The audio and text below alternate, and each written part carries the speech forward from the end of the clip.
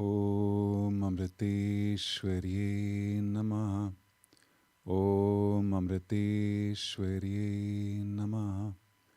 Om Amriteshwarye Namaha.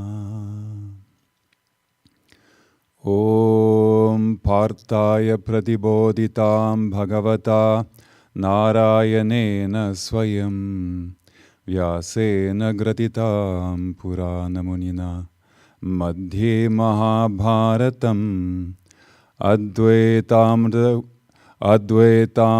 Varshinim Bhagavatim Ashtadashadhyayinim Ambatvam Anusandadhami Bhagavad Gita Bhavadveshinim Namostute Vyasa Vishala Buddhe Pullaravinda Yatapatra Netra Yena Tvaya Bharata Taila Purnaha Prajvalito Jnanamaya Pradipaha Prapanna Parijataya Totra Vetraika Panai Jnana Mudraya Krishnaya Gitamrita Duhe Namaha Sarvopanishado Gavo Dogda Gopala Nandanaha Partho Vatsa Sudhir Bhokta Dugdam Gitamritam Mahata Vasudeva Sudam Devam Kamsachanura Mardanam Devaki Paramanandam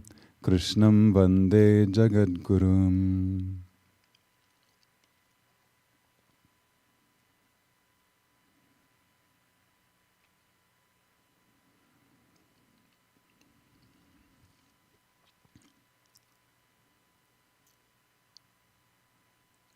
Om Amriteshwarye Namaha.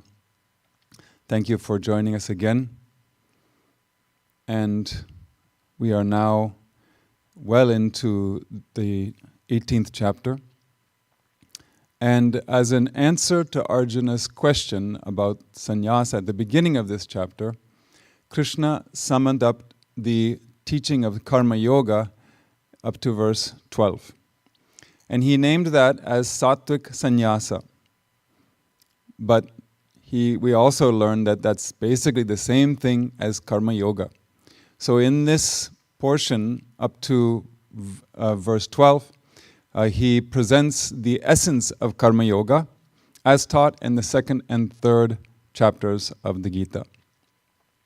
Then from verse 13 to 17, Krishna gave us the essence of Jnana Yoga, the path of knowledge, as it was discussed in chapters 4 through 6.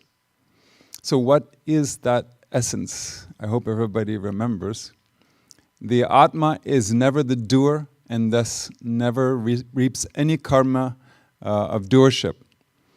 And some verses from that part of the Gita would be chapter 4, verses 18 and 19, where Lord Krishna says, "One who in action sees inaction and in inaction sees action is wise among men.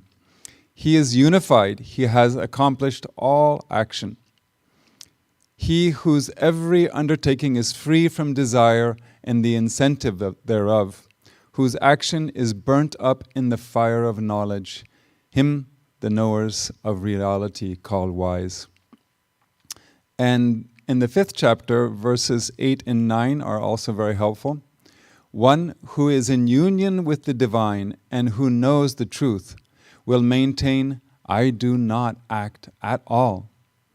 In seeing, hearing, touching, smelling, eating, walking, sleeping, breathing, speaking, letting go, seizing, and even in opening and closing the eyes, he holds simply that the senses act among the objects of the senses."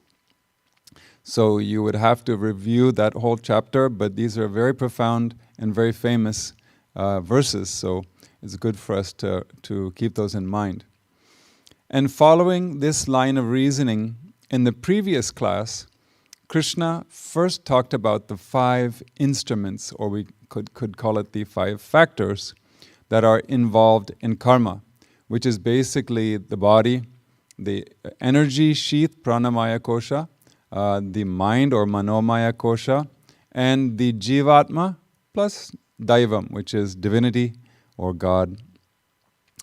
The conclusion is that Atma itself is not one of those 5 factors. So, since the Atma is not a factor involved in actions, it's free from all possible karmic results. And this is, Arjuna's fear that he was going to incur some kind of karma, bad karma. So with the verses that we covered last week, the topic of Jnana Yoga is also over for the time being. Now, from verse 18 onwards, Krishna is going to take up 7 topics and divide them into groups of, guess how many? Yes, 3. Sattva, Rajas, and Tamas. Again, he's been doing that many times. The approach is very similar to chapter 17 when Krishna talked about the 3 types of faith, 3 types of food, etc. And do you remember what the purpose of this division was? That's the more important thing.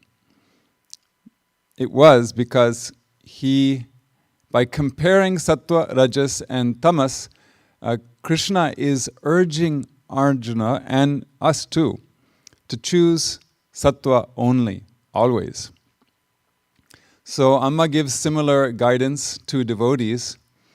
She has said, silence, sattvic food, abstinence from worldly talk, satsang, regularity and discipline in sadhana. All these come under the rules and regulations that a serious sadhak should observe. So sadhak just means a seeker, spiritual seeker. And it's not only sattvic food, the whole list given is sattvic. Following such guidelines, we can attune our minds to sattvic knowledge, which is what is coming up next. And Amma says, children, everyone should try to wake up before 5 in the morning. If you're anywhere west of Chicago, you must be doing that to see Amma's program anyhow. And if in your Hawaii, you're waking up in the middle of the night.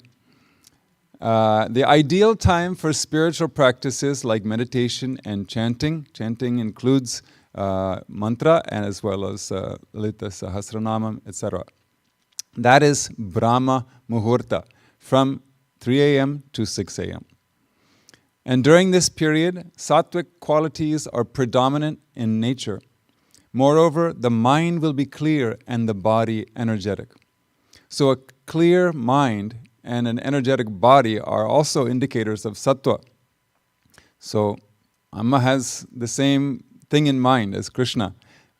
She wants to guide her children towards sattva in everything. And the language, in the language of chapter 16, it would be called Daivi Sampat, the divine wealth. That also means we should be careful to avoid the Rajasic and Tamasic forms. We called them, when we were doing the chapter here, we called it the demonic forms. So, of demonic wealth, that's the word that they use, but we would just call it the demonic characteristics. We don't consider it to be wealth. Though Krishna only gave a few examples, he also explained the basic principles behind those examples, so we should be able to extrapolate how to apply those principles in virtually every area of life. All of these teachings are intended as guidelines for our sadhana, our spiritual practice. And after giving so much profound theory until now, Krishna has to guide us in how to put it all into practice. And that is why the last 3 chapters of the Gita focus on the practicals of sadhana, disciplines, and values. So now let us move on and chant chapter 18, verse 18 together. It'll be a repeat, call and repeat first, and then we'll chant together.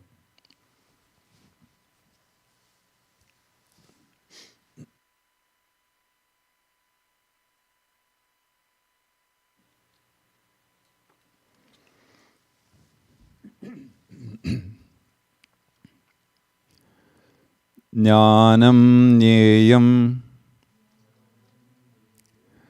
parikñata trividha karma chodana karanam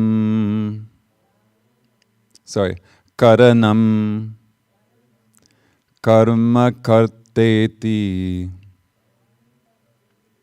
trividha karma sangraha.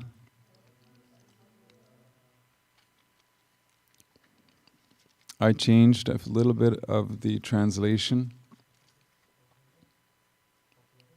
Yes. Good. Somebody reminded me we're chanting it together also. Okay, slowly. Jnanam yeyam parijñata trividha karma chodana karanam karma karteti trividha karma sangraha. Thank you. Knowledge, the known, and the knower. These three motivate action. And then I changed after that. The doer, the instrument, and activity are the threefold basis of action. I also felt I should add a couple things in parentheses, although it might come clear in Shankaracharya's commentary, but really, I was thinking of saying the doer, the instrument of actions, and object of activity are the threefold basis of action. All right, now we'll go to the commentaries. This verse has been translated in many ways, depending on how much of Shankaracharya's commentary how much of his commentary that they weave into their translation. So, the part that I want to share here is about knowledge. It's very important to understand that knowledge in general is what is referred to here. Shankaracharya has said that himself. And then the known means some object in general, the object of knowledge, to all objects of all kinds of knowledge. So it's nothing like self-realization, it's just normal things that we might know, which is through our senses, so it could be touch, smell, sight, whatever it is. And the knower is basically the experiencer, characterized by an imaginary product of avidya. So it's referring to a real, non-realized person, and it's the jivatma who is confused in the body. And this triad forms the threefold prompter of all action. So he says it means just all kinds of actions, no special actions. And then he says, indeed, only when there is a conjunction of the three, that is, the knowledge, known, and the knower, those three, only when they come together can the performance of any action be possible, with the object of avoiding or getting something. That's pretty obvious. If you don't know what you're going to do, you can't start. And if there's nobody there to do it, then, well, that doesn't count either. And the known is something that is the goal. So, all three of them have to be together at the same time. And the instrument, what is that? It is the external instruments, being the organs of hearing, sight, etc., and the internal instruments being the buddhi, which is intellect, the mind, and so on. So you have your five senses that give you sensory information from the world around you, and you also have to have a mind and an intellect to process that data from your sense organs. And the object is the purpose most desired. So if we do something, we obviously have some object objective also, you could say, for the purpose of that. And which is, that object is which is obtained by the action of the doer. So it could be anything, but there has to be some kind of object or objective. Otherwise, there's no point in doing actions. That's why it's a necessary, it's a must. And the doer is the one who employs the instruments in action, characterized by attributes, and that means the jivatma, basically us, each in our body, we're the same consciousness, but our levels of understanding spirituality and our likes and dislikes are different because of our subtle body. So that's that reflection of consciousness in the subtle body is jivatma, and we also called it chidabhasa, which literally means the reflection of consciousness. And these three comprise the threefold basis of action. And he explains that by saying it is in that threefold basis of action where something is comprehended in its basis. So it is the basis for all kinds of understanding. And without these things, it makes sense. We wouldn't be able to understand anything. So in these three, action indeed inheres, and so the basis of action is threefold. So you cannot have just one, you need all three of them at the same time.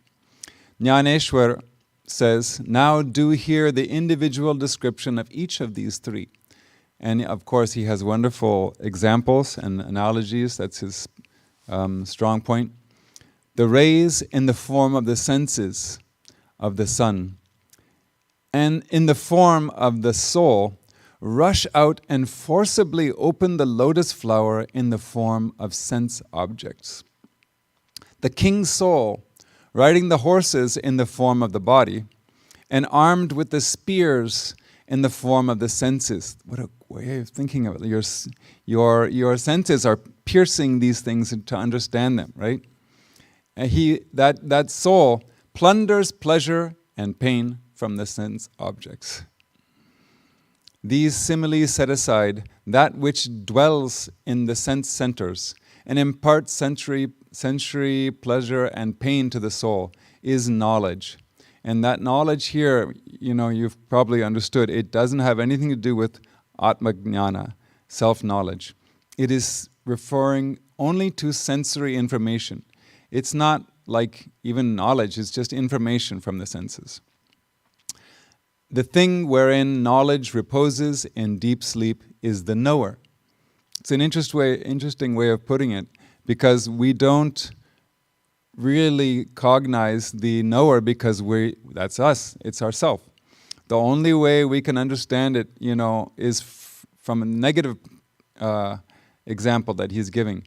When you're in deep sleep, sushupti, there's no me. There's no separate existence. I'm just in bliss.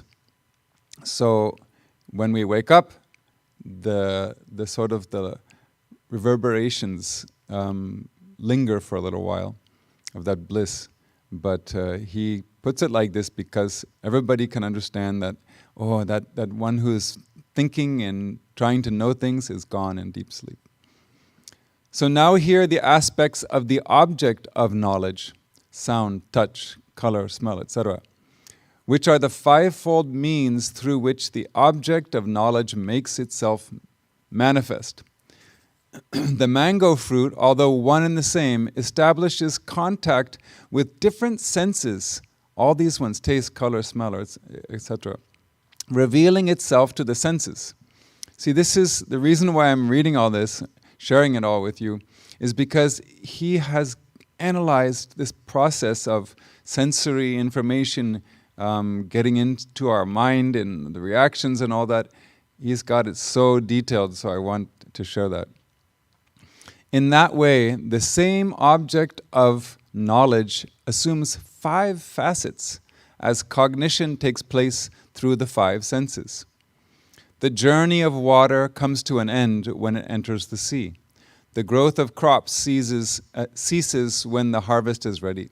In that way, the point when knowledge comes to a dead halt is the object of knowledge through senses. So whatever it is that we're trying to understand, that's the job of those sense centers, and that's it. It's its job, it's done. Thus are explained to you in their entirety the knower, knowledge, and the object of knowledge. The 5 objects of senses, such as speech, etc., constitute the 5-fold objects of knowledge, either agreeing and pleasing or disagreeable and hateful. The knowledge, although a small thing, no sooner than the object to be known manifests before the knower, than the doer feels the impulse to either accept it or to reject it. So in other words, as soon as our sensory organs illuminate something that's before us and it goes to the mind, immediately the doer, which is the jivatma, what we really identify as ourselves, we suddenly decide, okay, I like it or I don't like it. Like a heron is excited at the very sight of a fish, or a poor person becomes eager at the sight of hidden treasure. Like the bumblebee hastens to the fragrance of flowers, or a calf runs to the mother cow to drink from her udders in the evening. Men, hearing of the marvelous beauty of the heavenly damsel Urvashi, erect ladders in the form of sacrifices to be able to ascend to the sky and enjoy her company. It's sort of like that story we hear about these jihadis who kill themselves, hoping that they're going to have dozens of virgins waiting for them in heaven. Well, this is not as bad, but doing all kinds of pujas just to go to heaven and be with a beautiful woman. Some people, may do that. In the ancient times, they did. A pigeon flying high up in the sky swoops down at the very sight of a female pigeon. A peacock flies into the sky on hearing thunderclaps. I didn't understand this when I read this. Why would a peacock, fly into the sky just hearing thunderclaps? But I found out that peacocks hate rain. So everybody has their likes and dislikes, and as soon as they have some sensory input, they react to it, either favorably or they don't like it. In such ways, the knower rushes out at the sight of the objects to be known. Therefore, it is the triad of knowledge, the object to be known, and the knower that gives impulse to all actions, O son of Pandu. And if such objects are to the liking of the doer, he cannot bear a single moment's delay in their enjoyment. And if, on the contrary, such an object is against his liking, every moment of delay in abandoning it feels like a lifetime. So that reminded me of one of the Amma's sayings. She says that today somebody will say, I can't stand being away from you even for a minute. Then tomorrow the same person will say, I can't stand being with you even for a minute. So this is how fickle the mind is and how the sense organs delude us for the better or for the worse. So he continues his narration. This is another thing that we don't think about, but he's so observant. Okay. One surrounded by a serpent as well as a necklace of precious stones simultaneously feels both frightful and joyous. Similar is the state of the knower if the object to be known turns out to be partly likable and dislikable. Then he sets about accepting what he likes and abandoning what he dislikes. I think Seva coordinators around the world will understand this. People take what they like and they abandon what they don't like. Feeling thrilled at the sight of a rival warrior. This is actually really profound. It took me a few times to read this to understand it. Feeling thrilled at the sight of a rival warrior, a general abandons the chariot he is riding in and meets his adversary on foot in combat. In that way, the one who was so far only the knower attains the state of a doer, in the way one used to a ready meal should have to play the role of a cook also. So in other words, the knower, behind that is the Jivatma, right? And the Jivatma is so close to being the Atma if we could just relinquish all of our ignorance. But when we run after these things in the world, we only make ourselves even more of a doer instead of being just a knower. Basically, that's what Amma is. Amma is a knower. And her body is the one doing things, but she's completely in control of it. For us, we can't say that. Usually it's the other way around. The body rules us. So he has more examples that help. It is like a bumblebee having to cultivate its own flower garden, or God himself having to build his own temple.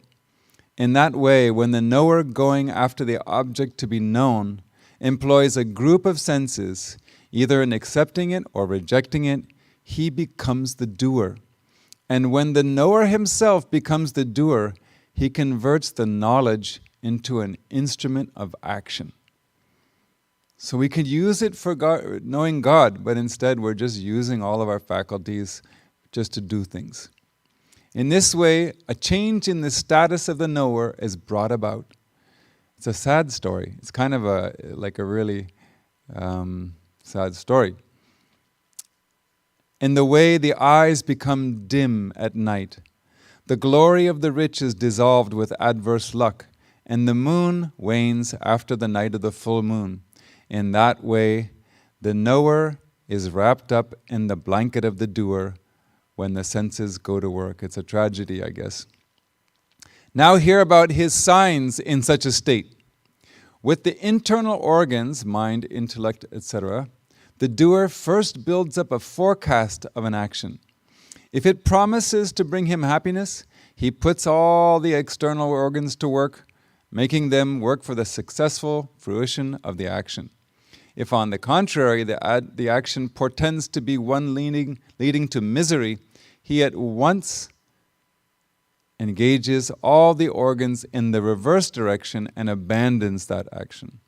He makes the organs work day and night in removing all the traces of misery, in the way a king makes his servants work day and night for the levy of the taxes. When the organs are put to work in this way, either for rejection or acceptance of the actions, he should be called the doer. This is the Jivatma.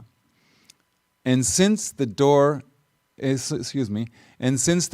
engages all the organs like so many tools, we call them the instruments, or we can say the implements.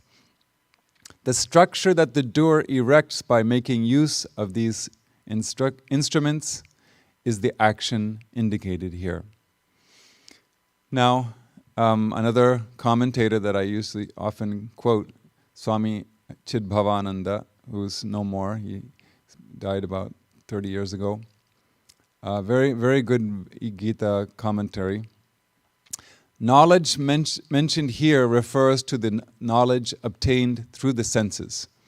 The object of knowledge is that which is perceived by the senses and interpreted by the intellect. It's much more sort of succinct. The knower is the Jivatma burdened with and impeded by all of his inclinations and dispositions. These three put together form the triad of knowledge. Without these, you can't have any knowledge, that's why. Of these three, where the one is, the other two are bound to be, like the three sides of a triangle. The action, the instrument, and the object, or doer, contribute to making the triad of karma. Induced by this triad, the mind, speech, and the body discharge their respective functions. The desirable and the undesirable aspects of karma are made evident by this triad. The instruments are twofold, internal and external.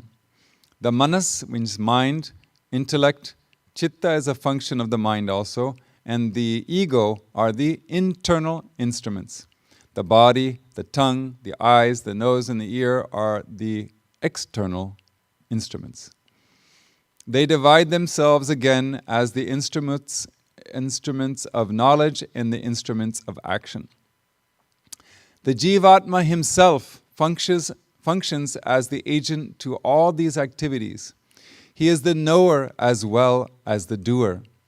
Both jnana and karma, knowledge and action, are indispensable to the self-growth that he is undergoing. A schoolboy requires both play and study for his progress. He must build the body and enrich the mind. This two-sided growth becomes more pronounced in the Jivatma. As he adds to his knowledge, he grows in the efficiency of work. As he applies himself to a variety of endeavors, his experience and knowledge increase. Therefore, he stands in need of the triad of jnana, knowledge, and karma mentioned in the above verse. So, to summarize it even more, to boil it down even more, in this verse, Krishna says all of our transactions in the world can be divided into just two categories: transactions of knowledge and transactions of action. So before undertaking any action, we must know how that action can be done. Without knowledge, nothing at all can be done. So let's say you want to go to Puri. Everybody wants to go to Puri. So what's the first thing you do? You call one of your friends and you say, how do we get to Puri? And they'll say, okay, go to this website, book a ticket, this is a good price, and this is how you do it, and you know, you have to get these things, you have to get a visa, I recommend this visa, and so on. So you learn how to get there, and you book your tickets and so on.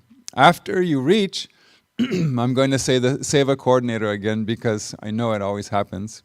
The Seva coordinator will tell you what your Seva is.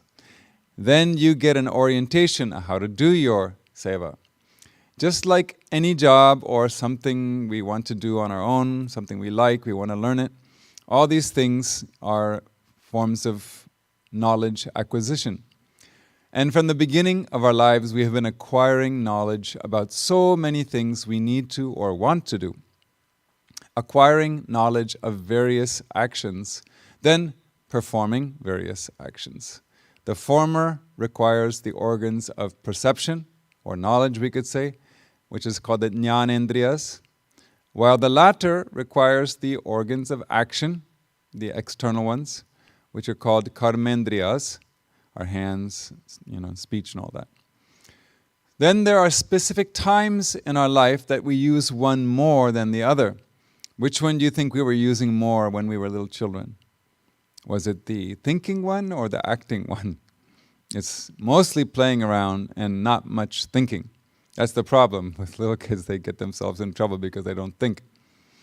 So our organs of action were used more when we were little kids.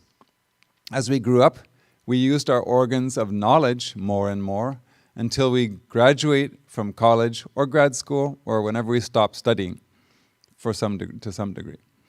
Then we get a job, and what do we do then? We engage our organs of action more again. A lot of knowledge too, but mostly action, because you're told to do things, then you have to go do these things, tasks, and lots of tasks. After retirement, however, we become vanaprasthas, which means we sort of back out of society and try to remember the purpose of life. And in India, it used to be that you would remember all the spiritual teachings you learned from your guru in the ashram. And now at age like 60, you're remembering all those things, and that way you're getting ready for the final departure, final sannyasa, which is death. And so as vanaprasthas, if we are retired, we should be engaging our organs of knowledge more again, because at an older age, our life should not be about doing things. It should be about contemplation and understanding spirituality. So even though we go from, action to knowledge to action to knowledge, there's only two aspects in this sense, in the confines of this discussion. Now that Krishna has made this point clear, he says that both of these have three factors: the knower, the knowledge, and object of knowledge. We covered that many times already just for this one verse. But just to make it a little more understandable, this object of knowledge can also be understood as like the object of knowledge in the field of something. So the field of botany, the object is plants. Or, well, if it's biology, then it's animals. And if you're an astronomer, the object of knowledge is planets and outer space, things like that. So without these three factors, no kind of knowledge can take place. So Krishna calls them the threefold motivation of action. They are the ingredients, so to speak, of all knowledge. But they are also what impel a person to do. So that's why they get that name, because they're there. We have, and our Jivatma is full of likes and dislikes. That's what impels it to do things or avoid things, which is just doing in reverse. Without knowledge of something, how can we interact with it? That is another thing we have to think about. If we are doing something, that's because we already had that, we learned the knowledge first. So once we know about something, the mind immediately labels it as good or bad and forms a desire to get it or get away from it. Only after this do we swing into action and do something about it. So the procedure is knowledge, determining whether we like it or dislike it, and then either we like it and we go after it, or if we don't like it, then we go away from it, and we decide, make that resolution, and then we swing into action. So here, remember, this is all worldly knowledge we're talking about. It's not spiritual knowledge. It's just sensory information. And so it's not about Atma, because the Atma is the enemy of desire and selfish actions. So if it were about Atma Jnana, self-knowledge, we wouldn't be talking about actions. We would be beyond actions. And Amma says, we won't have a desire for our favorite ice cream if we know it has poison in it. Once we are convinced that dependence on the senses will only bring sorrow, we'll gain the power to avoid even those things that normally hold great appeal for us. We'll find it easy to control the mind. This is vairagya and detachment. It's the same thing. So she's talking about discernment, detachment, vairagya. In some ways, they're the same thing. Detachment is the product of discernment. And this is the beginning of this process. It helps to control the mind, but self-knowledge destroys all desires and selfish actions. So if we're talking about any kind of physical actions, the knowledge is not about self-knowledge. It's just worldly connotation. In addition to the factors comprising the motivation of action, in the second line of the verse, Krishna introduces the three factors that comprise the basis of action. They are the doer, which is karta in Sanskrit, the instrument, karanam, and the object, which is karma. Here, again, we have to be clear about the word karma, because the word is used with different meanings in different texts. It can simply mean action, or it can be the object of an action, or it could be the result of an action, like good karma, bad karma. That's why Shankaracharya clarified that point for us in his commentary. So karma means the object of action in this case. So we have doer, instrument, and object, and these are the basis, they form the basis of all actions. Combined with the threefold motivation of actions, remember knowledge, the known and knower, we now have a total of 6 factors. And of these 6 factors, Krishna is going to use some of those as examples, dividing them into 3. That's Sattvika, Rajasa, and Tamasa. That's what we talked about in the beginning, but now you know what the 6 factors are, and you're going to know that he's going to choose from those and elaborate. And so this verse was kind of an introduction to that, but it sets the frame. That's why it takes so long to explain it. Now, Chidbhavananda Swami says, we see a gradation in the Jivatma, both in knowledge and capacity to work, What is it that brings about this differentiation between, say, a human being and a pig, or a dog or a whale? So the explanation comes in verse 19.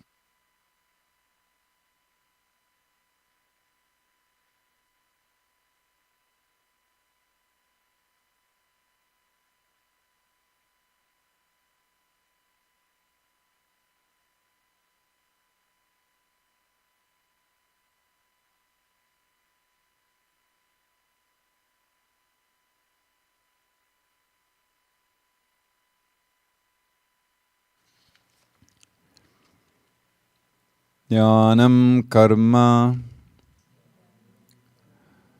chakarta cha tridaiva guna bedataha prochate guna sankhyani yattavachranu tanyapi. Together.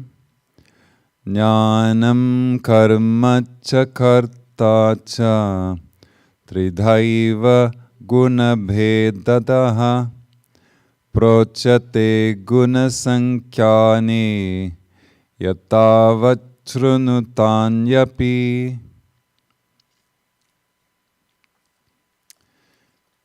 Not much change, practically no change this time.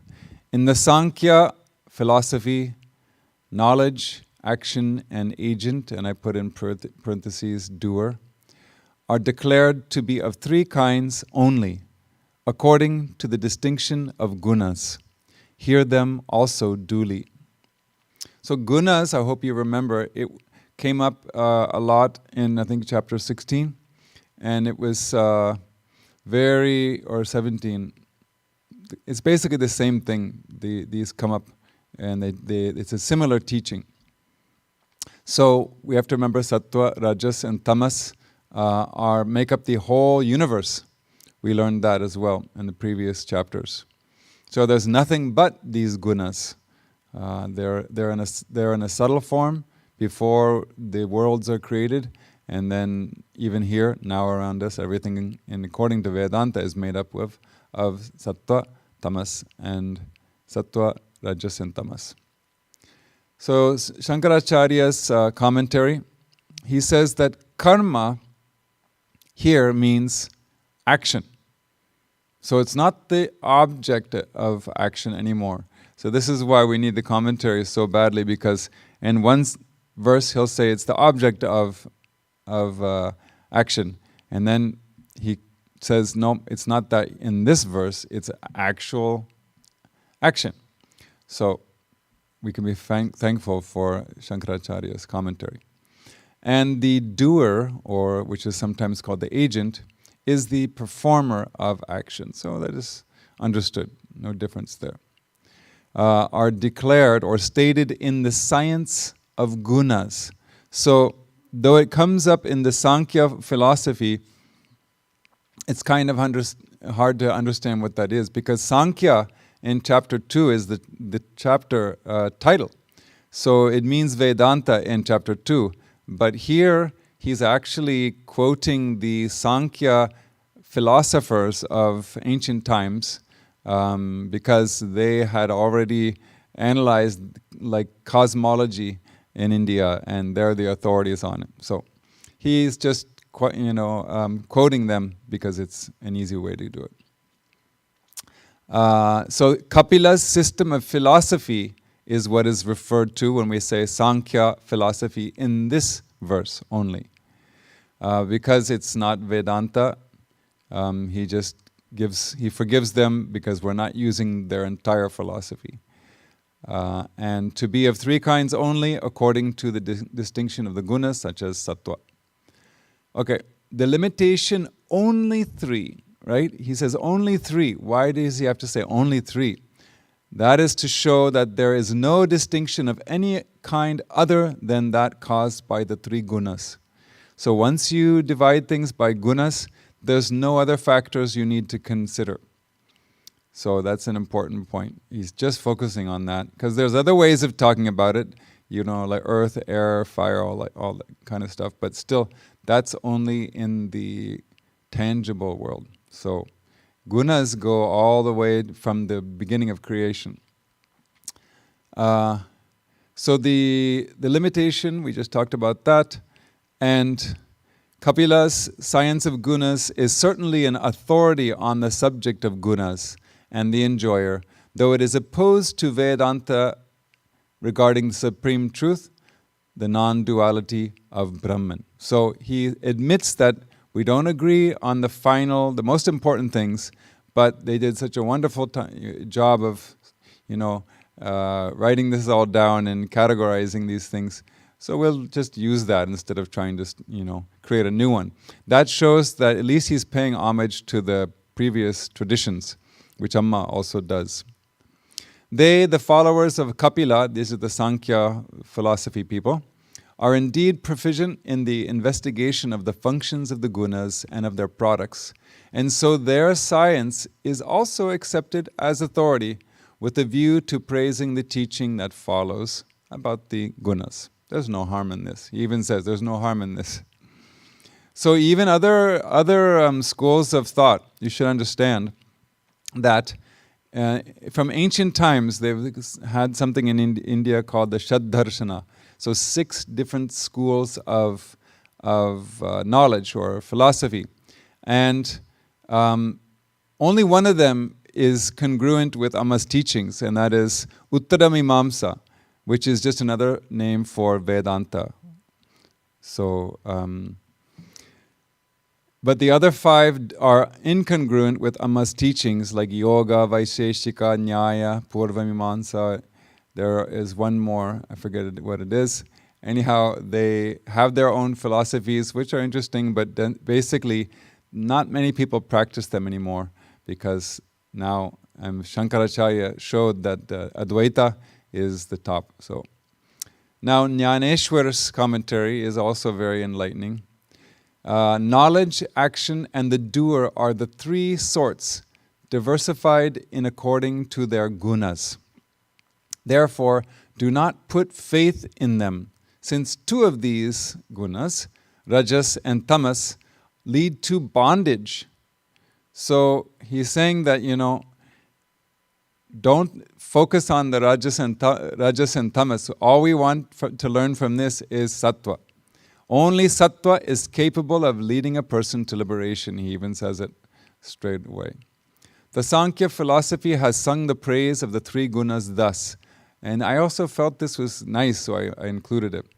These 3 gunas have, with their threefold strength, conquered whatever is visible in all the universe. So it's their version of like atomic research. They've decided that, everything is just made up of these, and they found a way to prove it, and they've followed that for thousands of years. And then Jnaneshwar says, I shall first teach you that knowledge, which accounts for and explains how all the groups of beings in the universe fall into the clutches of the gunas. And we are no exception. Our mind is full of gunas. And sometimes we have a little bit of sattva maybe, but most of it is probably a lot of rajas and more tamas that we would like to have. So it's more tamas that we want to deal with, but we still have it. Lots of rajas and a modicum of sattva. So Chidbhavananda Swami says, the Sankhya philosophy is the authority when it comes to cosmology. So the functioning of the 3 gunas must be learned from it. That includes Prakriti. Remember, Prakriti is Maya. It is this whole visible universe, but it's used in the context of Purusha and Prakriti.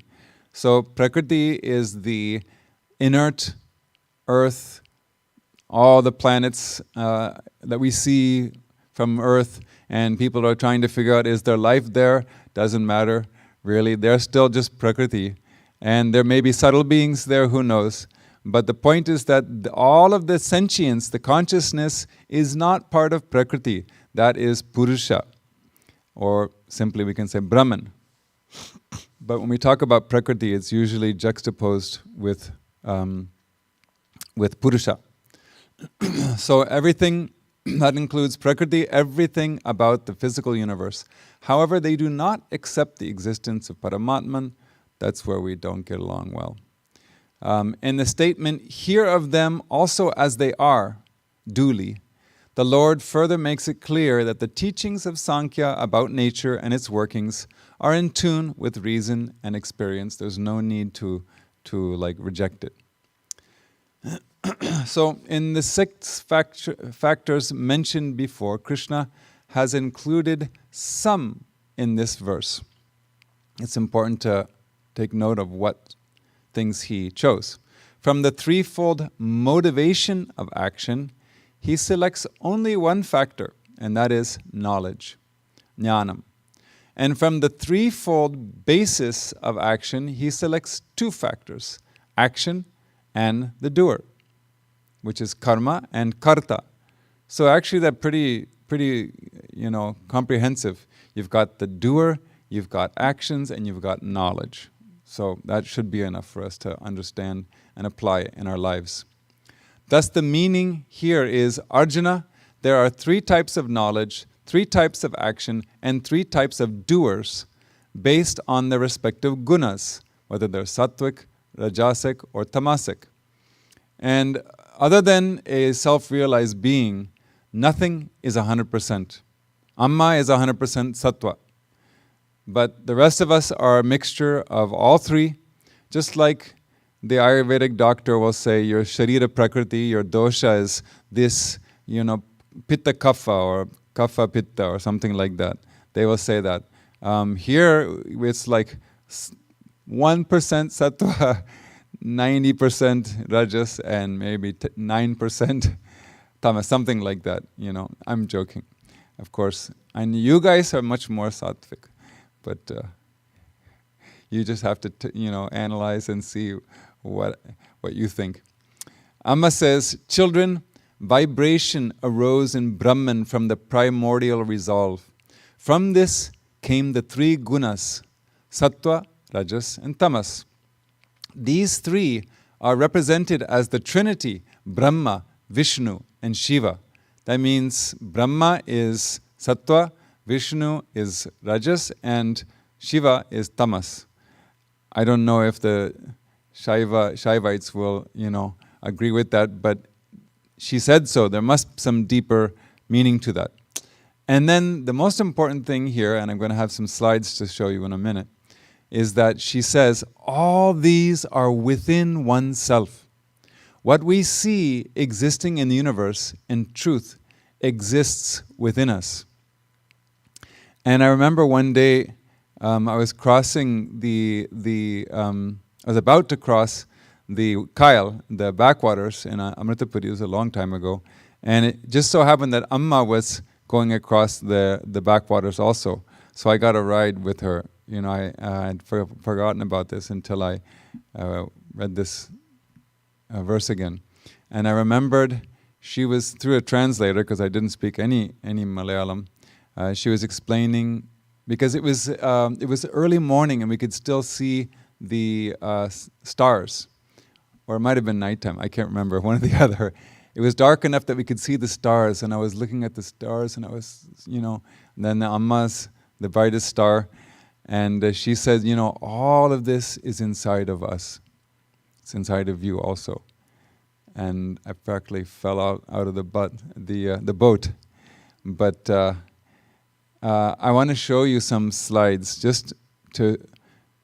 She was saying that even in the body, some of the things look like the universe.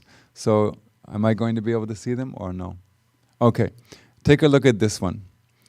This is what the inner planets look like next to an atom. Don't tell me how that was calculated. Don't ask me how that was calculated. I don't know. All right, we have another one. Now, what's the name of the file? You can tell, right?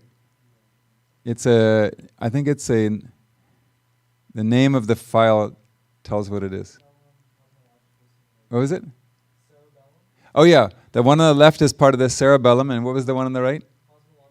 Cosmological simulation.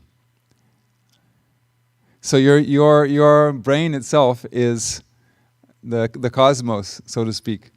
And one more. The one on the left is neuron, yeah, and the one on the right is galactic rendering.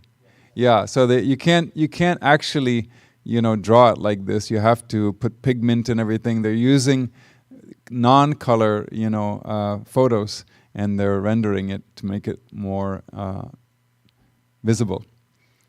So they're so similar. So it's so true what she said. That, and this is only the physical body. Think about it. So just think about how important the subtle body would be. So that is even more important, the subtle body. So why does Krishna say, hear them duly? There's another reason. There's actually two more reasons. One meaning is just do it properly, because we have a tendency to listen well at some points and not at others.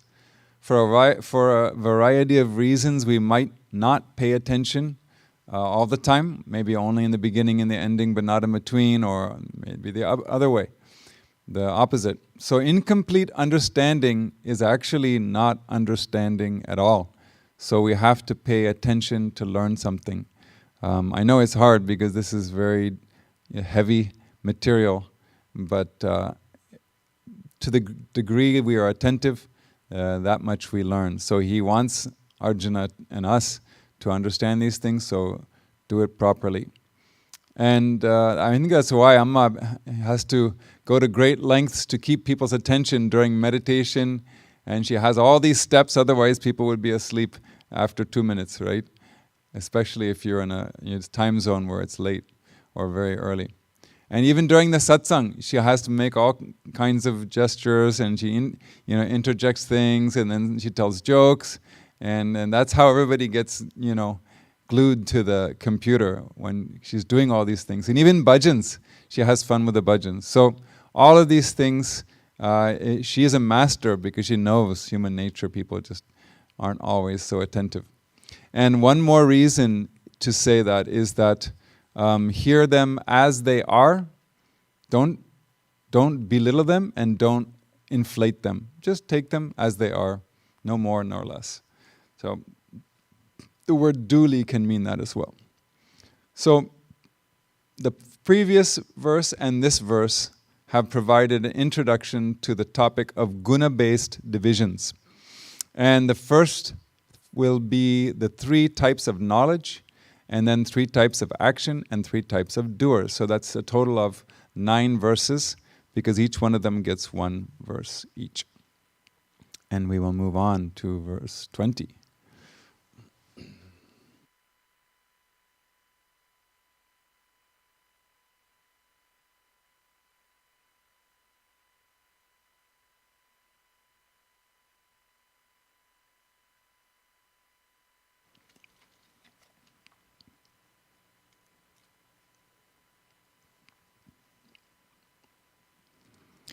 Sarva bhuteshu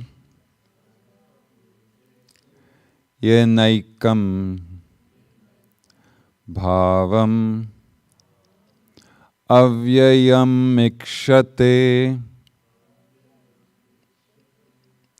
avibhaktam vibhakteshu tajnanam Viddhi Satvikam. Together. Sarva bhuteshu yenakam bhavam avyayam. Sorry, hang on a sec, I got the wrong beat. Sarva bhuteshu yenakam bhavam avyayam ikshate avibhaktam vibhakteshu tajnanam viddhi satvikam. There we go.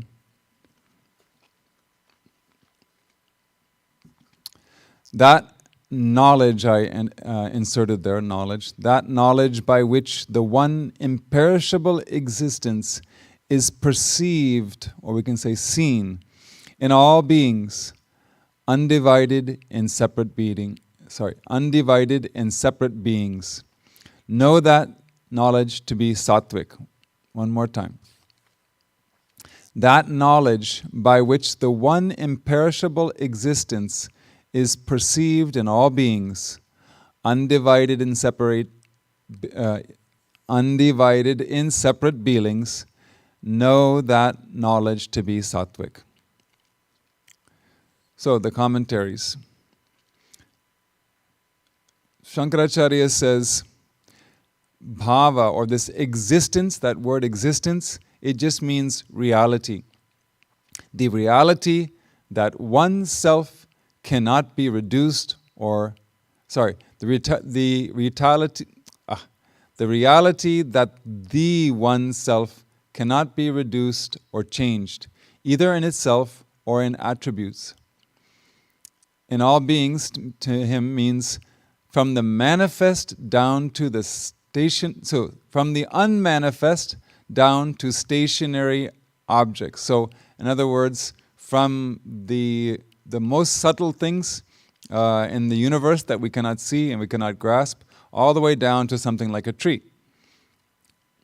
So it's in all beings, including worms, amoebas, trees, plants, everything.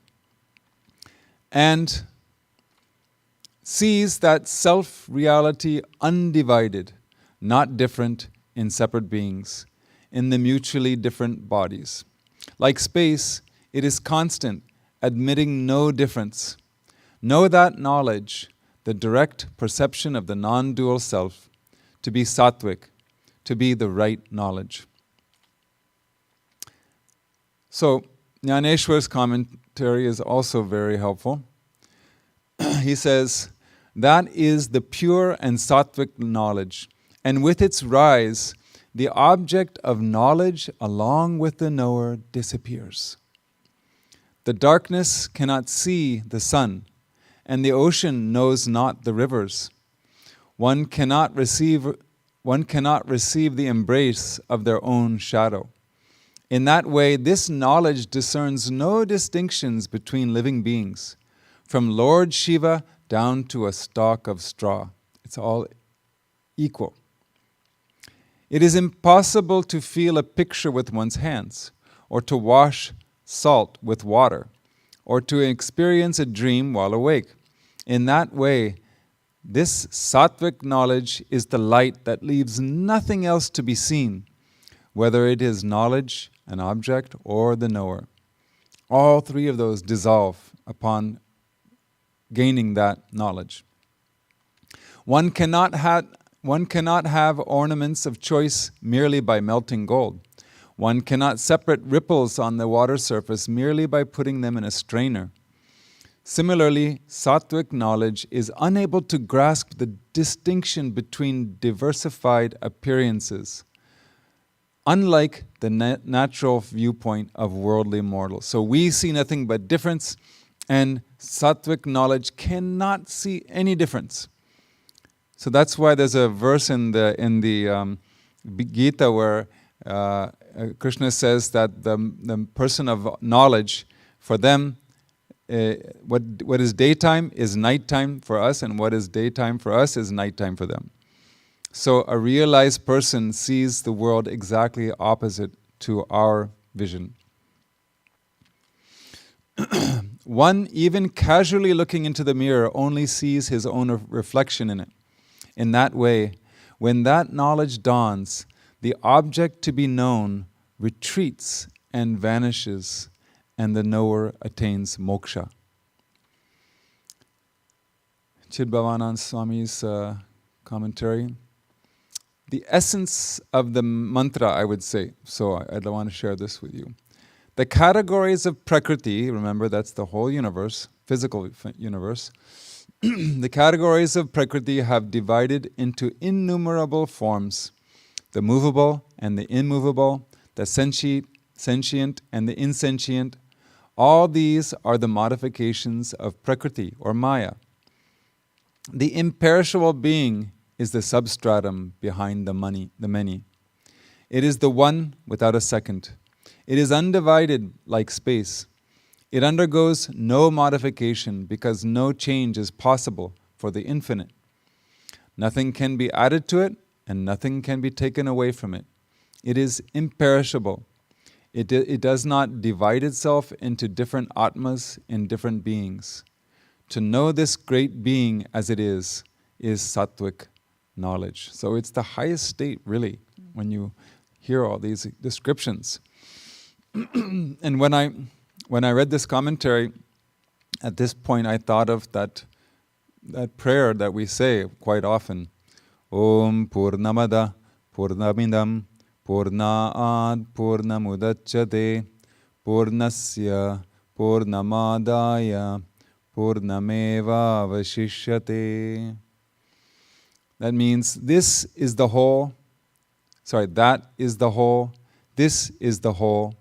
From the whole becomes manifest. Taking away the whole from the whole remains. No matter what you do, you cannot make it anything other than the whole. In this verse, sattvic knowledge is being defined, of course. And a simple definition is knowledge that liberates. But it must be non-dual knowledge, because that is the only one that will liberate us. All philosophers agree that right knowledge is liberating knowledge, but they disagree on what is right knowledge. All the traditions. So Krishna has to explain what qualifies as sattvic or right knowledge in Vedanta, because everything we're talking about here is within Advaita, Vedanta. So that's why he says the knowledge by which the one Atma is perceived in all beings. Krishna also includes an adjective for the word Atma, which is imperishable. And it's not just anywhere, not only in a temple or in a church, but in all beings. Sometimes the labels are given only to followers, but he doesn't care. It could be a slug, it could be a snail. You have to see it in all beings. And this concept came earlier in the Gita, for example, chapter 5, verse 18. In a Brahmin endowed with learning and humility, in a cow, in an elephant, in a dog, and even in a dog-eater, the enlightened one equally perceives the Supreme Self. And in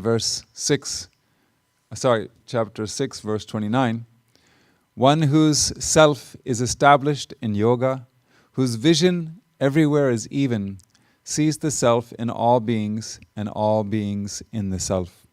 Very famous verses, but they're good to remember when we're in this part of the Gita. So these two verses came in the midst of a lot of theory earlier in the Gita, but now the focus is on practice. So these teachings have to become more accessible for us at this stage of the learning. In our lives, we should remember that this is the most important knowledge in the whole world. Other forms of knowledge definitely have to be less important in our mind. Otherwise, we're going to get lost. And there are all other types of knowledge, with so-called knowledge, that can be even harmful. That examples would be things like gossip, because we're using our ears to listen to something, so that's knowledge of some sort. You started off with basic worldly knowledge. So gossip, slander, misinformation, we should just leave the room when people start talking like that. That's what Amma says. So this is a kind of sadhana, focusing only on what is true, liberating knowledge. Especially because we want to see the Atma undivided in seemingly separate beings. We don't want to see difference everywhere. We want to see harmony and oneness. So if the more we listen to the lower and kind of, you could say, harmful knowledge, the more difficult it will be for us to see the oneness. One day in Amritapuri, one of the devotees mentioned the name of a person and asked Amma about him. Amma, why do you let him come here? He's a very offensive person. He has bad character.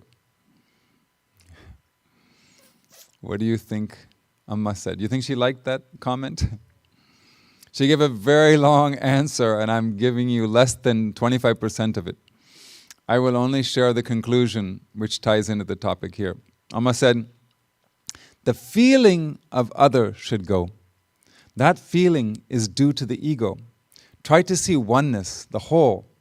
Seeing the parts is ego, but seeing the whole is egolessness. Seeing the branches, leaves, fruits, and flowers as separate, we forget the tree.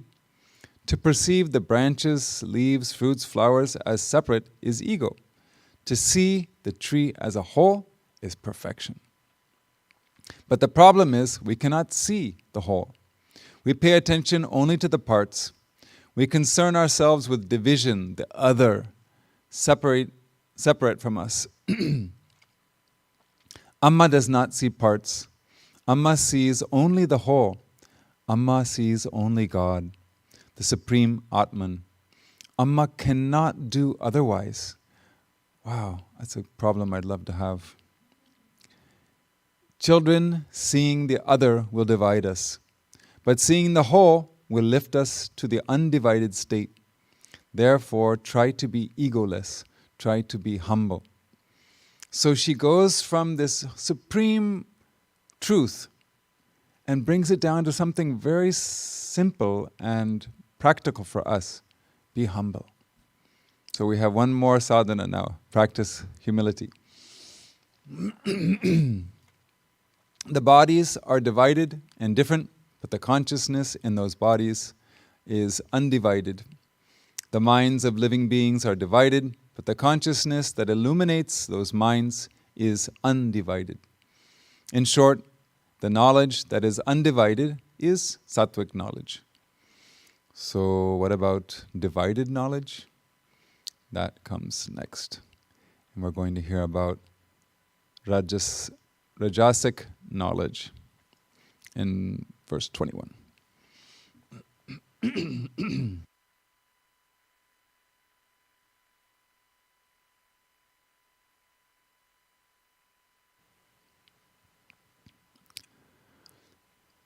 Prataktvena tuyajnanam nanabhavan pratagvidhan veti sarveshu bhuteshu tat jnanam vidhi rajasam. Together. Prataktvena tuyajnanam nanabhavan pratagvidhan veti sarveshu bhuteshu tajnanam vidhi rajasam.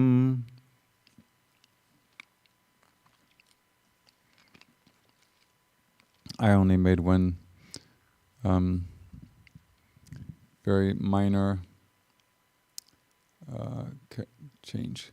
But that knowledge that sees in all beings, but that knowledge that sees in all beings various entities of distinct kinds as different from one another, know that knowledge as rajasic. Pretty clear, but let's go through the commentaries because they're pretty short. There's not a whole lot of commentary on this verse. And then when he says, but that knowledge which sees, and he says that means really understands. So the one that understands in all beings, their understanding is such and so. And that such and so is different from one another. as being distinct in every body, each form, every one of the others, various entities, souls. So everything is different.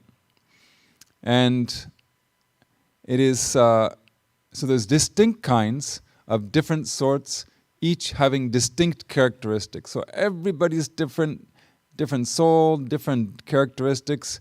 I mean, but there's no commonality at all.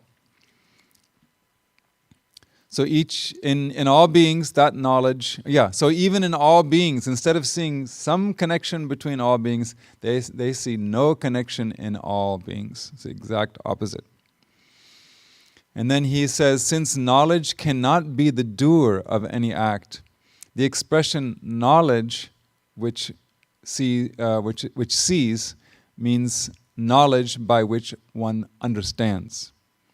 So he changes that. He says it's not really, seeing, it's understanding. Jnaneshwar says, the knowledge that supports the notion of otherness is Rajasic knowledge. That's a good translation, huh? Anything that makes you feel different or other, a feeling of otherness, that means some Rajasic knowledge has creeped in our mind. It breaks all beings into pieces through separation, misguides the knower, and creates diversity. Slumber puts a door screen in the form of forgetfulness on the visible objects and makes the being experience the troubles of the dream. That knowledge does not see the non-dualistic essence hidden behind names and forms, in the way a child does not see the gold hidden behind the gold ornaments. An ignorant one cannot identify the earth appearing in the form of an earthen pot. One finds it difficult to recognize fire in a lamp on account of its shape as a lamp. A fool forgets the thread on account of the superimposed state of cloth. An ignoramus loses sight of the canvas when shown the painting on it. In that way, the Rajasic knowledge makes individual beings appear diverse and thus obscures all notion of unity. So he doesn't have a very high regard for these people. He's calling them idiots and fools and dumb. So it seems that if we can use our discernment, we'll be able to avoid this problem. So he doesn't say, anything other than they're not intelligent. And they don't have sukshma buddhi, which is a subtle intellect. We have to remember the difference between a sharp intellect and a subtle intellect. A sharp intellect can cut through, all kinds of things really quickly. But when it turns to internal matters, they find it hard to grasp the source of their emotions and good and bad qualities. They can't see it in themselves. They can see it only in other people. So they don't have that subtlety.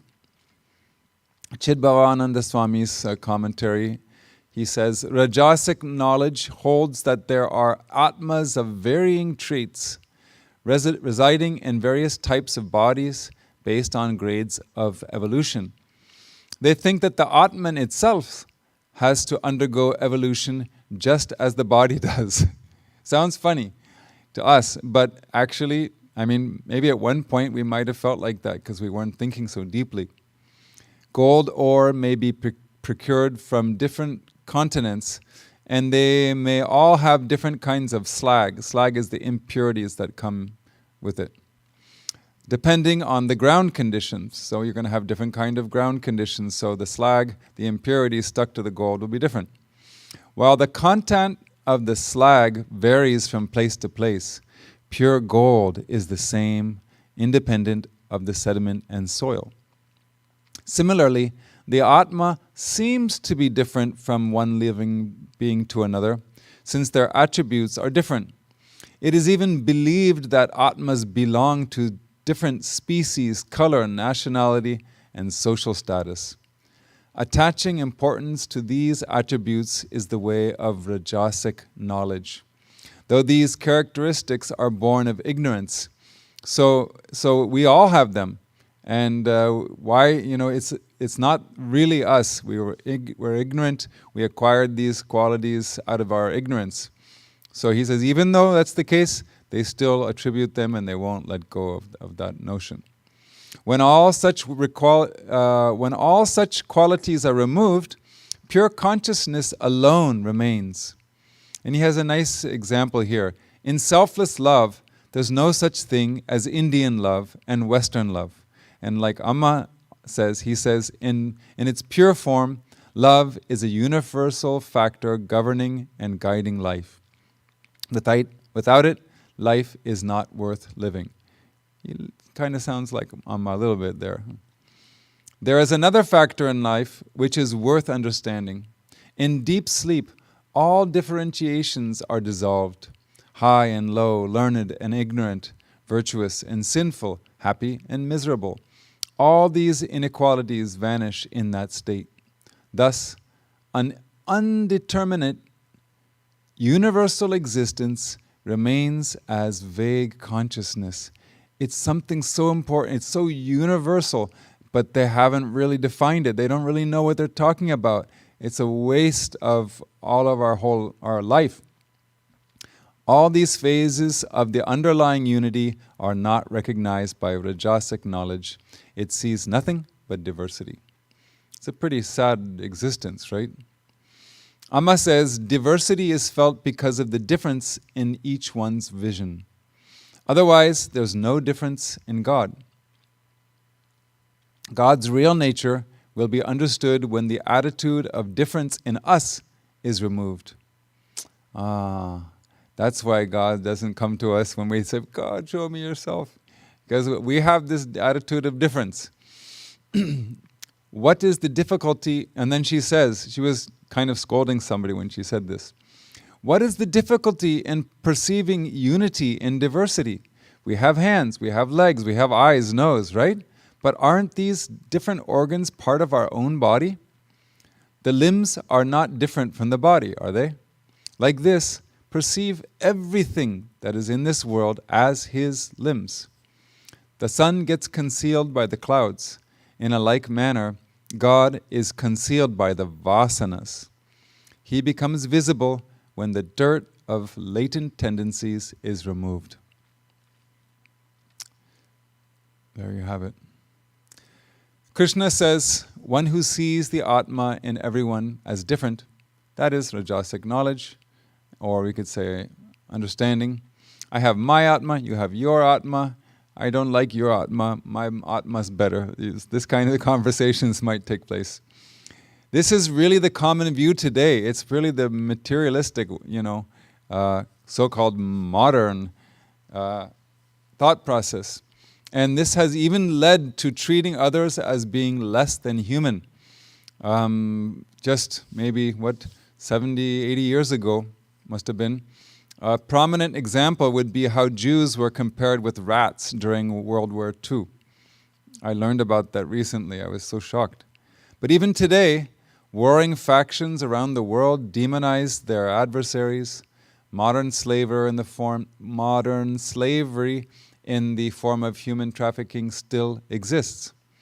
Racism and all other forms of discrimination originate from Rajasic and Tamasic knowledge. This is why we have to avoid them at all costs. It may start off as a little thing, but if we get, embedded in it, we will really feel an otherness or like kind of a feeling of separation from the rest of humanity. We don't want that. So this is not only the common view today, it is also believed or was believed by many ancient schools of philosophy, such as Sankhya and Vaisheshika. These are the 2 out of the 6 of the Shad-darshanas, which actually, agree with this Rajasic version. So, thus, in all these systems of philosophies, Atmas are different and many. Krishna says that it's anything that is divided like that is simply Rajasic. Now, Jnaneshwar says, I shall explain the signs of tamas, Bear them well in mind, in order to avoid it, as one would avoid the house of a cruel criminal. What do you think? Do we dare advance to the next verse? Next week. We will be brave and address that. Until then, you're saved. There was a question, a whole lot of questions that came. We have a few more minutes. I'll try to cover some of the questions. The first one is about free will and this jivatma, and how that reflection of consciousness, which we call chitabhasa, how we got that jivatma there, and then you've got this agent that we're talking about, and the doer, and then where's free will then? Who calls the shots? Basically, I think is what the question is. And so free will belongs to the chitabhasa, but it has all these instruments at its disposal. It has the body, it has the energy sheath, it has the mental sheath, it has the intellectual sheath to judge, analyze, and come to conclusions. So these are the 5 factors for the success of any action. It's not the causes of action, which this person was writing in their answer. It's the 5 factors for the success of an action. And the chitabhasa, in the form of the jivatma, the individual soul, we could say, it's the one that goes from body to body to body until we get liberation. So it is the closest thing to what we can say is that we think of ourselves. So our feelings, our thoughts, our energy level, all these things we identify with so much. So that consciousness that is figuratively stuck in this body is making the decisions with the help of the intellect. Just like we wear glasses, inside we have these tools, instruments that we use to help us in this world. So I hope that cleared up that question, because it's pretty simple. Free will does not belong to anything other than the jivatma. And then this person had another question. Is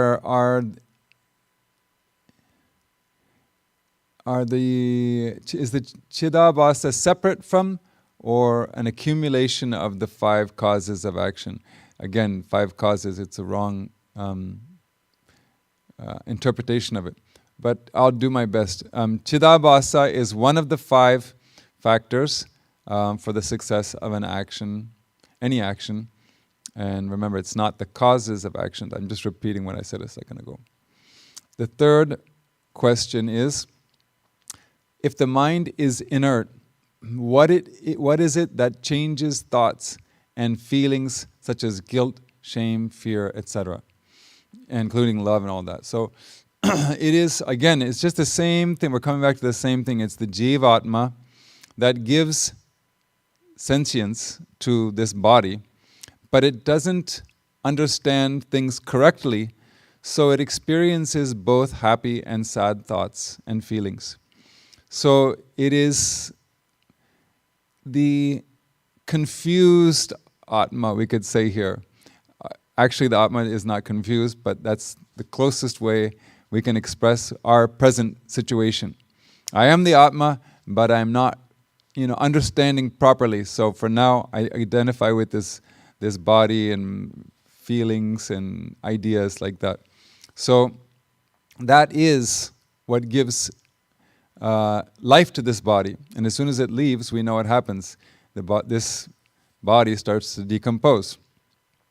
So that's proof that it's the subtle body that answers all these questions and makes the decisions, and it's the one in which thoughts float and stop as well.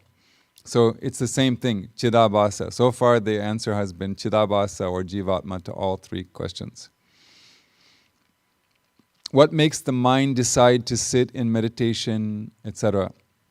I already talked about that. It's the intellect It's an instrument of the Jivatma. It makes all the decisions. Doesn't mean that they're always going to be right.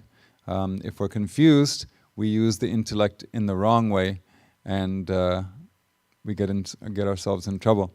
The common example that I like to share is a man. He was a heavy smoker, and his wife was trying to get him to quit smoking. This is one of Amma's jokes. And so she's trying to get him to quit.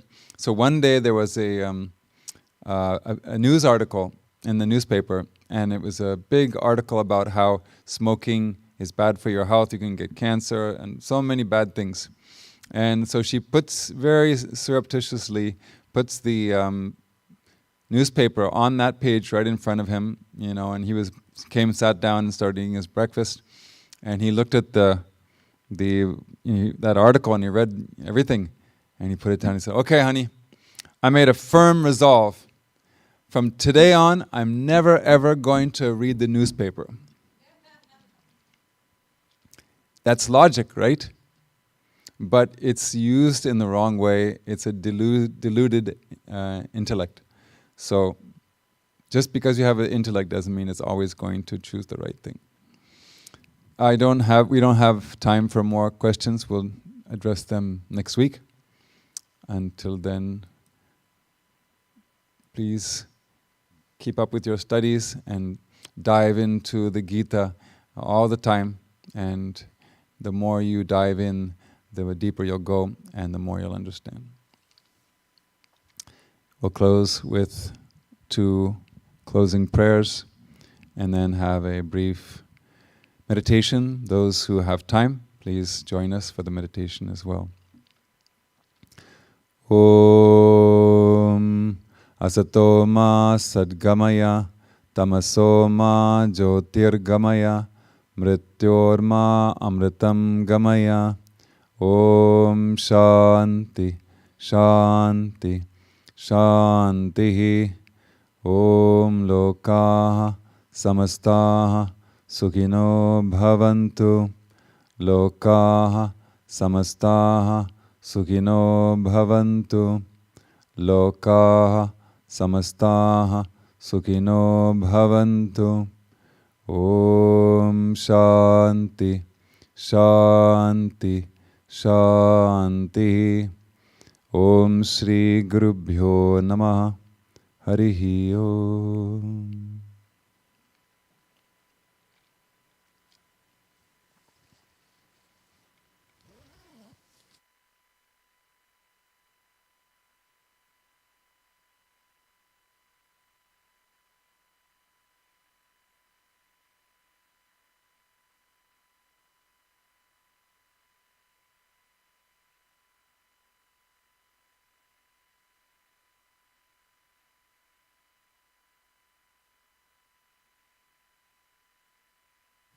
Om Amriteshwari Namaha.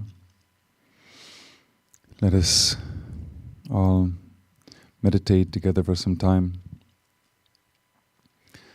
Close your eyes. Check your posture. Try to keep your back and neck relatively straight.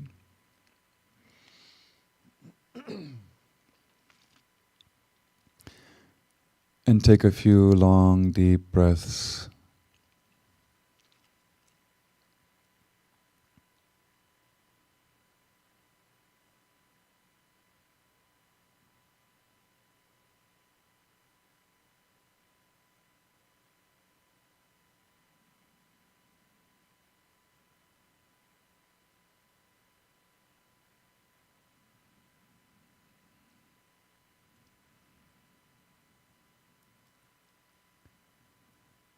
With each long, deep breath, feel the body and mind relaxing further and further.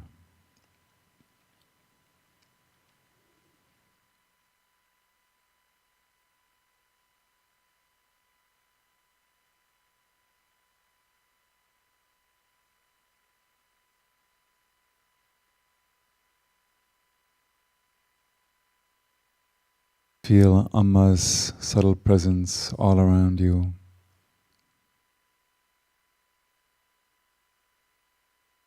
Feel yourself in her embrace.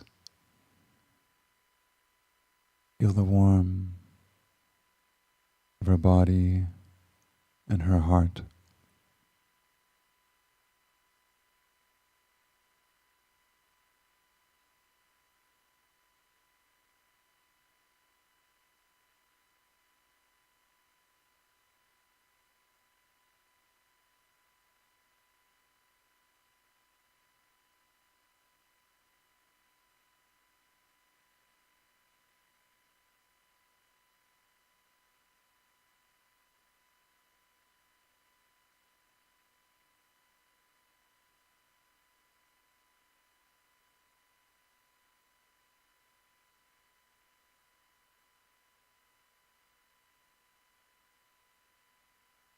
Now focus your awareness on the rhythmic flow of your breathing process.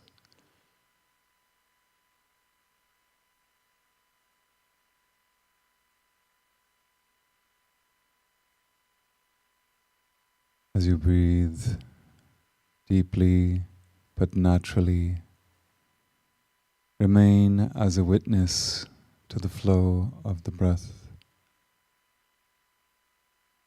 as though you were watching a peaceful stream flowing before you.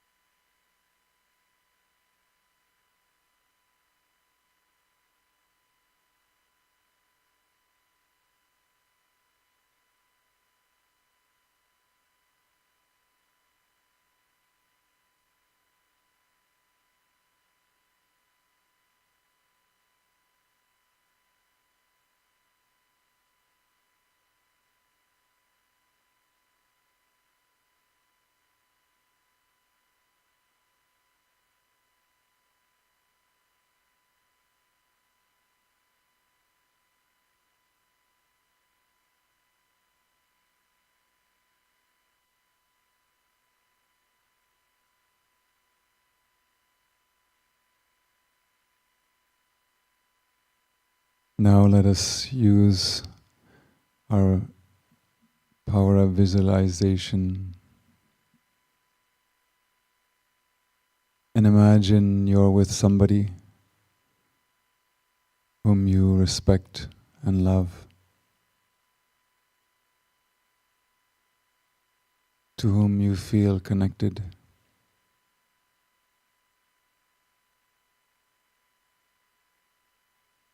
Someone you feel very close to. It can be Amma, or for practical purposes, you can think of somebody in your daily life.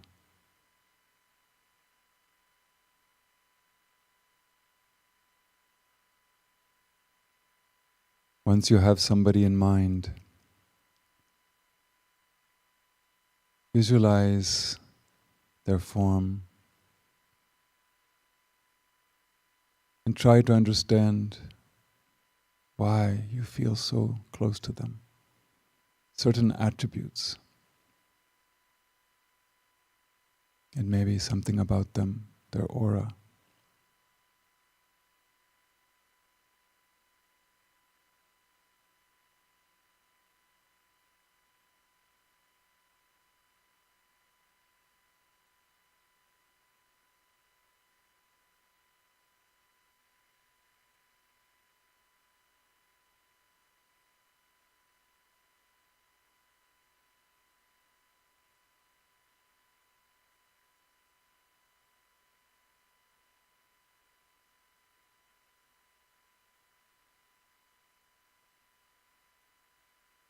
as you visualize that person and begin to understand why you feel close to them. They don't feel like the other, they feel like part of you almost. Now let us try to apply that same feeling to others with whom we find it hard to feel close.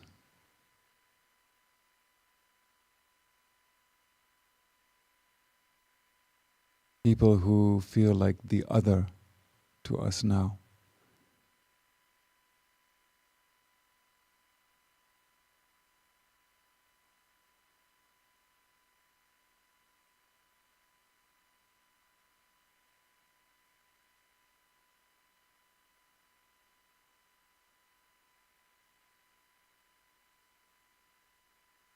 Try to see the same light of consciousness in them.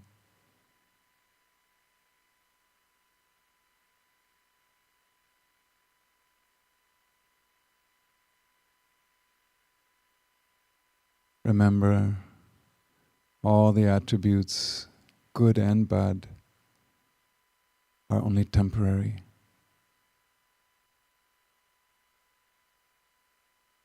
When they're all gone, the only thing left is the light of consciousness. So let us try to see that only and make them feel closer to us rather than distant.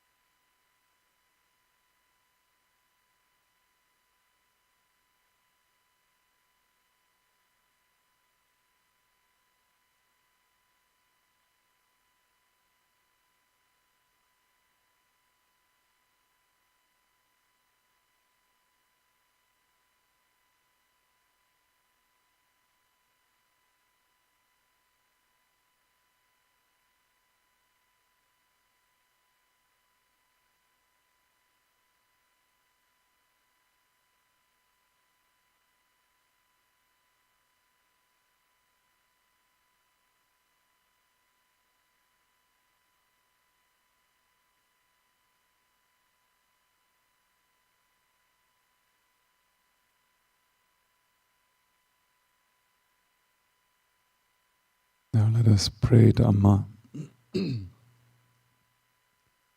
that we can view all people not as the other, but connected to us through our fundamental existence of consciousness, at least our humanity.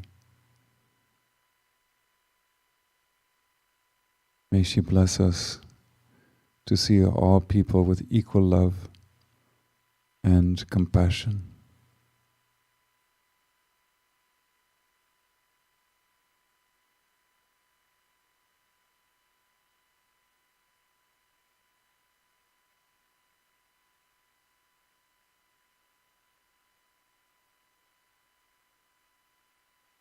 Now let us conclude with the final prayer.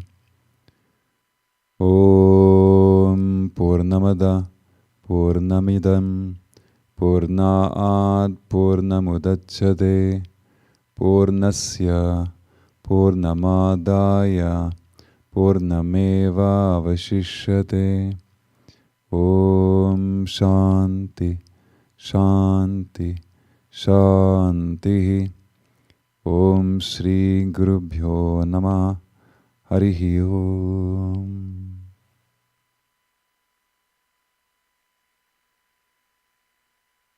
One more long deep breath. And as you exhale, you can slowly open your eyes if you wish.